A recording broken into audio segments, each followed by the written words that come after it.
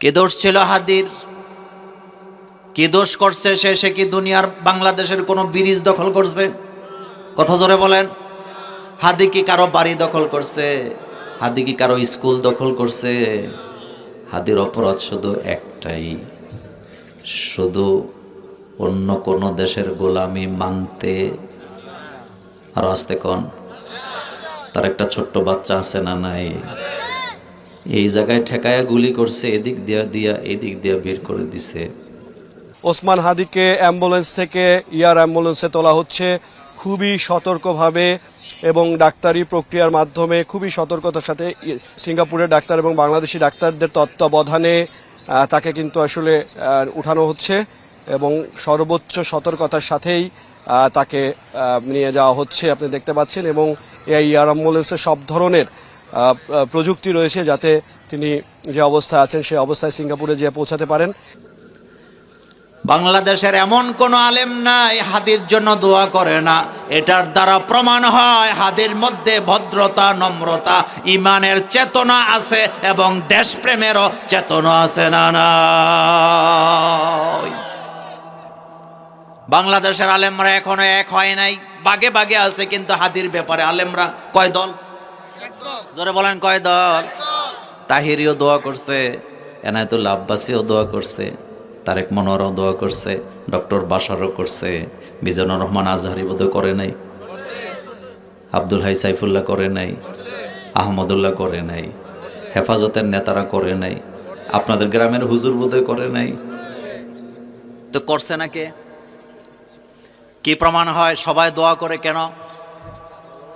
আমি তো গত এই 15 দিনের মধ্যে দেখলাম 2টা লোকের ব্যাপারে মানুষ দোয়া করতে এক হয়ে গেছে। একটা হলো হাদি, আরেকটা হলো বেগম জিয়া। কথা সত্য? খালেদা জিয়ার জন্য যেই পরিমাণ দোয়া হয়েছে বাংলাদেশে, কেউ বাধা দিছে? কেন দেয় নাই? কারণ দোয়াটা সঠিক জায়গায় ছিল।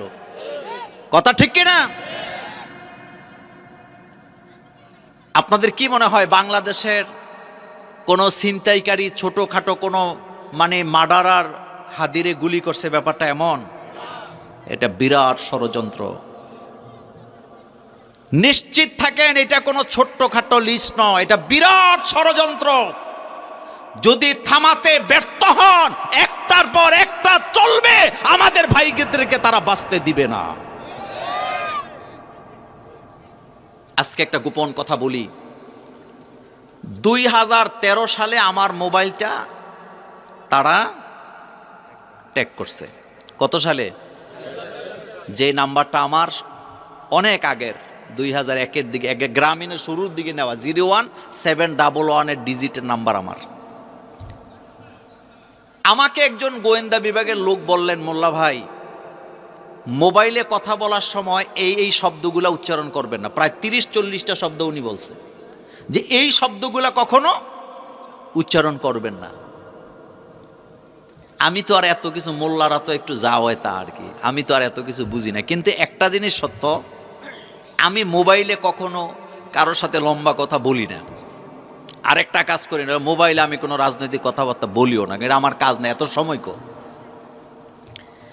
এই 2025 সালের জানুয়ারি মাসে আমি একজন পুলিশকে আমার মোবাইলটা দেখাইছি যে ভাই আপনি দেখেন তো আমার মোবাইলটাকে আসলে ট্যাগ করা ছিল কিনা। সে আমাকে ডেট সহ, কিভাবে জানে কোড নাম্বার দিছে, দেওয়ার পরে ডেট সহ বেরিয়ে আসছে যে আপনার মোবাইলটা 2013 সালে এটা কি করছে, ট্যাগ করছে। আর এখন কত চলে? 2024-25 কত চলে? তখন উনি আবার এটা কোড নাম্বার দিয়ে খুলে দিছে, ট্যাগটা উনি খুলে দিছেন।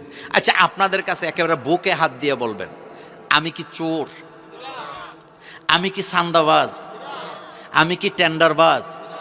আমি কি বিড়ি সিগারেট খাই? আমি কি গাঞ্জা ব্যবসা করি? আমি কি অস্ত্র ব্যবসা করি? তা আমারটা ট্যাগ করছে কেন? আমার মতো এই রকমের নগণ্য একজন লোক আমার নাম্বারটাও যদি ট্যাগ করতে হয়, তাহলে তাদের অবস্থানটা একটু ঠান্ডা মাথায় চিন্তা করেন তো, তারা কি চাইছে এ দেশে। আমি আপনাকে একটা কথা বলি, শুনেন। জীবনে কোনো দিন ইসলাম না মানেন সেটা ভিন্ন কথা, কিন্তু ইসলামকে কখনো নিজের বিরুদ্ধে দাঁড়া করেন না। কারণ আপনি পৃথিবীর পেছনের ইতিহাসের পেছনের দিকে তাকায় দেখেন, যারাই আল্লাহকে, রাসূলকে, ইসলামকে, কোরআনকে নিজের প্রতিপক্ষ বানাইছে, ইজ্জতের লুঙ্গি নিয়ে দুনিয়া থেকে যেতে পারে নাই। একথা সত্য না মিথ্যা? পাপিষ্ট অনেক লোক আছে কিন্তু ইসলামের বিরুদ্ধে খেলামেলা করে না, এতে নীরবে মরে গেছে, তারে কেউ চিনেও না, জানেও না, ঠিক নেই? কিন্তু ইসলামকে যারা প্রতিপক্ষ বানাইছে তাদের ইজ্জতকে শেষ করে দিছে কে? কোনো সন্দেহ আছে? সন্দেহ নেই। এই জন্য কখনোই ইসলামকে যেন আমি প্রতিপক্ষ না বানাই। আমি ইসলাম, যেমন আবু তালিব নিজে ইসলাম মানে নাই, এটা সত্য, কিন্তু ইসলামের জন্য তার অবদান আছে নি ভাই? আছে, কিন্তু নিজে ইসলাম মানে নাই। আপনি চিন্তা, এখন আপনি দেখেন আবু তালিবের ব্যাপারে কিন্তু মানুষ একদম সফট কর্নারে আছে, আছে না? রাসূল সাল্লাল্লাহু আলাইহি ওয়াসাল্লামের চাচা, আমরা যখন তার ব্যাপারে কথা বলি আমরা খুব সাবধানে বলি। জাহান্নামীদের মধ্যে আবু তালিব চালাক, মুহাম্মদ সাল্লাল্লাহু আলাইহি ওয়াসাল্লামের মুখের লালা নিয়ে পুরো শরীরে লাগাইছে, চিন্তা একটাই, জাহান্নামের আগুন যেন আমাকে স্পর্শ, কিন্তু লাগাইছে না কোন জায়গায়? এই তো আপনারা জানেন, আল্লাহ বলেন, হাবিব আপনার চাচারে আমি 2টা জাহান্নামের জুতা পরায় দিব। নবীজি বললেন, আমার চাচার অবস্থা কি হবে? আল্লাহ বললেন, পায়ের তলায় যখন জুতা পরায় দেওয়া হবে, পায়ের তলার আগুনের তাপে মগজটা গলে নাক দিয়া ডকডক করে বেরিয়ে যাবে। লা ইয়ামুতু ফিহা ওয়ালা ইয়াহইয়া। কপালে চুমু দিয়া বলে যে আমি আপনার শত্রু না, কপালে চুমা দিয়ে কই, অক্ষরে অন্তর থেকে বলি, ইসলাম আপনি না মানেন সমস্যা নেই, কিন্তু ইসলামকে আপনি প্রতিপক্ষ বানায়েন না। আপনি বিপদে পড়বেন, দুনিয়াতেও পড়বেন, আখেরাতেও পড়বেন। আপনি আপনার আদর্শ নিয়ে থাকেন, কিন্তু ইসলামের বিরুদ্ধে আপনি কোনো ভূমিকা নিয়েন না। এর চেয়ে সুন্দর কথা আর কিছু হইতে পারে নাকি?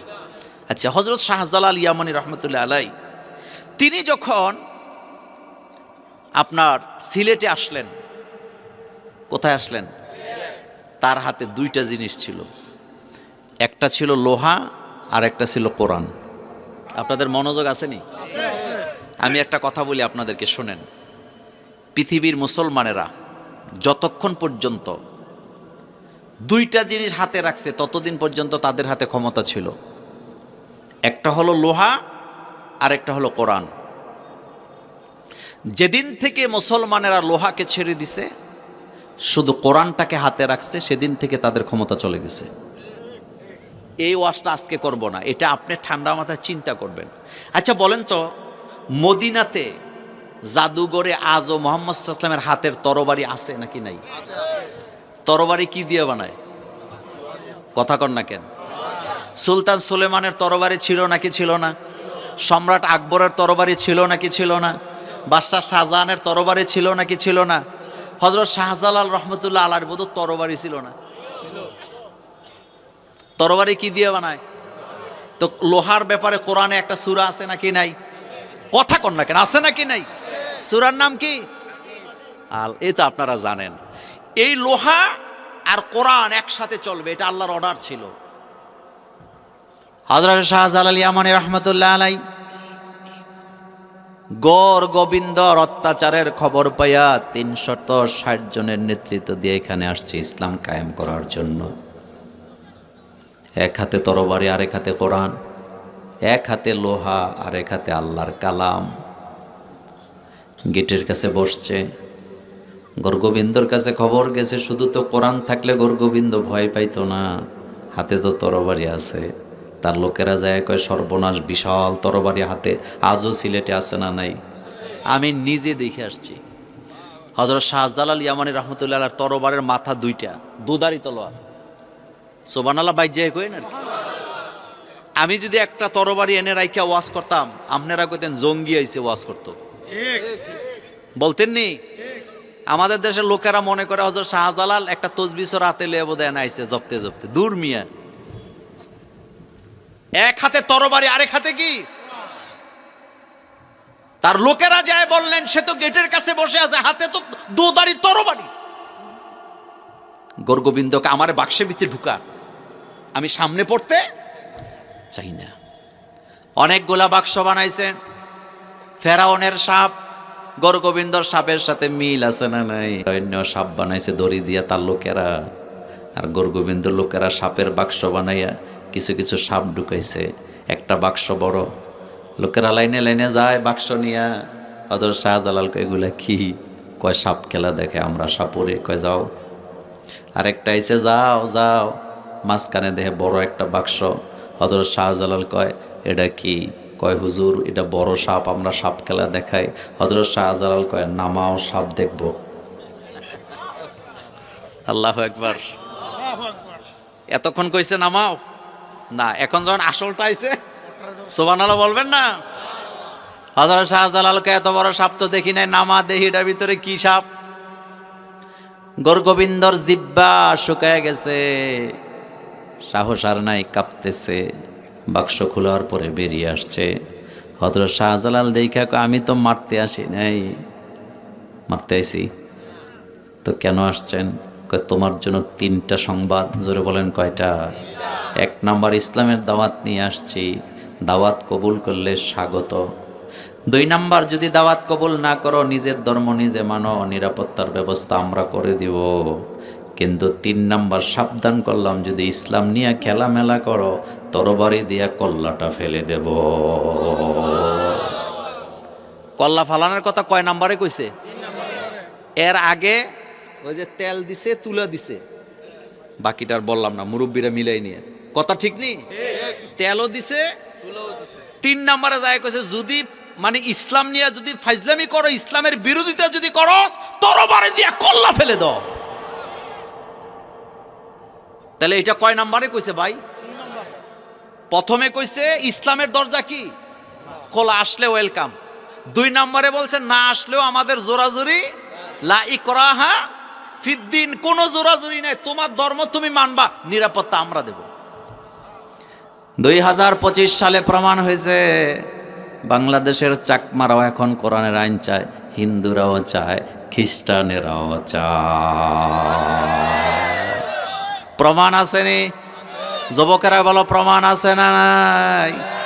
তো কেন চায়? কারণ তারা এটাকে নিরাপদ বুঝা গেছে, ইসলাম ছাড়া নিরাপদ পাওয়া যায় না। আল্লাহু আকবার। সুতরাং আজকের মাহফিল থেকে বলতে চাই একজন হাদি নয়, 1000 হাদিকেও যদি গুলি করা হয় বাংলাদেশে কোটি কোটি হাদির জন্ম নিবে, এরপর আমাদের আওয়াজকে বন্ধ করে দেওয়া যাবে না। কারণ এই আওয়াজ আধিপত্যের বিরুদ্ধে আওয়াজ। বলেন এই আওয়াজ আধিপত্যের বিরুদ্ধে আওয়াজ, অন্য কোনো আওয়াজ না, অন্য কোনো আওয়াজ না। এখানে 5 বেলা আজান হয়। বাংলাদেশে লক্ষ লক্ষ পীর আছে না নাই? মাশায়েখ আছে না নাই? মসজিদ আছে না নাই? মাদ্রাসা আছে না নাই? আজান হয় কার নামে? আওয়াজ হয় কার নামে? আল্লাহ পাকের নামে। সুতরাং মুছে তেল দিয়ে লাভ নাই। আমার কলেজার ভাইয়েরা, ওই আলোচনা আজকে করবো না, শুধু একটু বলে দিয়ে যাই। সাহাবাই কেরাম বলতেছে রাসূল বিজয় কবে হবে, কবে বিজয় আসবে? আল্লাহ পাক বলছে ইন্না ফাতাহনা লাকা ফাতহাম মুবিন, বিজয় হঠাৎ আসবে। কারণ বিজয় আল্লাহ যাদেরকে দেয় 1 সেকেন্ড আগেও তারা জানে না তাদের একটু পরে বিজয় হবে। আবার আল্লাহ যাদেরকে ধ্বংস করেন, পরাজিত করেন, 1 সেকেন্ড আগেও জানে না তাদের পরাজয় হবে। হযরতে মূসা আলাইহিস সালামের উম্মতেরা 1 সেকেন্ড আগেও জানতো না তাদের যে এখন বিজয় হবে, বরং তারা হতাশ হয়ে গেছে। লামুদ্রিকুন, এটা লামে তাকিদ, আরবি গ্রামারে তারা বলতেছে আমরা তো ধরা পড়ে গেলাম, অবশ্যই ধরা পড়ছি। 3 দিকে ফেরাউনের বাহিনী, সামনে সমুদ্র, যাব কোথায়? হতাশ হয়ে গেছে। মূসা নবী কয় লা তাখাফ ইন্নাল্লাহা মাআনা, ভয় পাইও না, আল্লাহ তো আমাদের সাথে। বেটা সুবহানাল্লাহ কর না। ভয় পাও কেন? আল্লাহ তো আমাদের। ভয় পাও কেন? লা তাখাফ, ভয় পাও কেন? ইন্নাল্লাহা মাআনা, আল্লাহ তো আমাদের সাথে আছে। তা আল্লাহরে দেখা যায় নি মিয়া? অনুভব করা যায়। বলেন কি করা যায়? কিন্তু মূসা আলাইহিস সালামের উম্মত তো জানে না এই এক্ষণে বিজয় আসতেছে।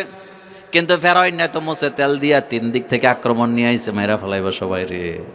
ফেরাউন না জানে না ওয়াজাওয়াজনা বিবানি ইসরাঈলাল বাহার, ফেরাউনও জানে না একটু পরে সমুদ্রে আল্লাহ চুবাইব। এক সেকেন্ড পরে ফেরাউন্নারে সুবাইতাছে। ফেরাউন চালাক কম না বেশি? ফেরাউন্নাকে আমানতু আন্নাহু লা ইলাহা ইল্লাল্লাযী আমানাত বিহি বানু ইসরাঈল ওয়া আনা মিনাল মুসলিমিন। ফেরাউন্নাকে আমিও তো মুসলমান, আল্লাহ আমারে সুবাও কেন? এ কথা কি মোল্লার না আল্লাহর? দেখছেন নিতে কত চালাক আপনি। চিন্তা, কোরআন যে কি মজার কিতাব, আপনি ঠান্ডা মাথায় চিন্তা করেন তো। যখনই ফেরাউনের আল্লাহ সুবানি শুরু করছে, ফেরাউন্না কয় আমানতু আন্নাহু লা ইলাহা ইল্লাল্লাযী আমানাত বিহি বানু ইসরাঈল, আমি তো ঈমানদার, আমি তো ঈমান আনছি, আল্লাহ আমারে সুবাও কেন? আমিও তো মুসলমান। মানে হাতে বুঝছে মুসলমানরে বাঁচাই দিছে কে? আল্লাহ। এখন নিজেরে কি কয়? জোরে কর না। কিন্তু আসল না নকল? আরো জোরে কর না।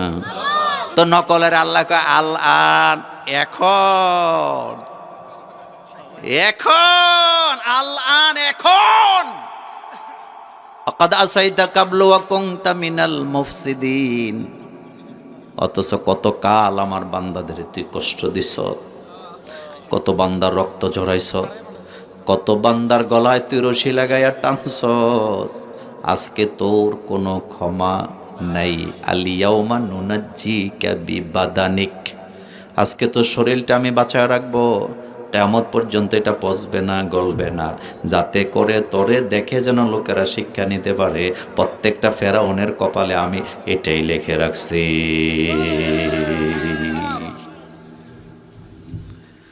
ফেরাউনের ঘরে একজন নারী আছে না নাই? কি নাম? জোরে বলেন কি নাম? জান্নাতি না জাহান্নামী? শুধু জান্নাতি বললে ভুল হবে।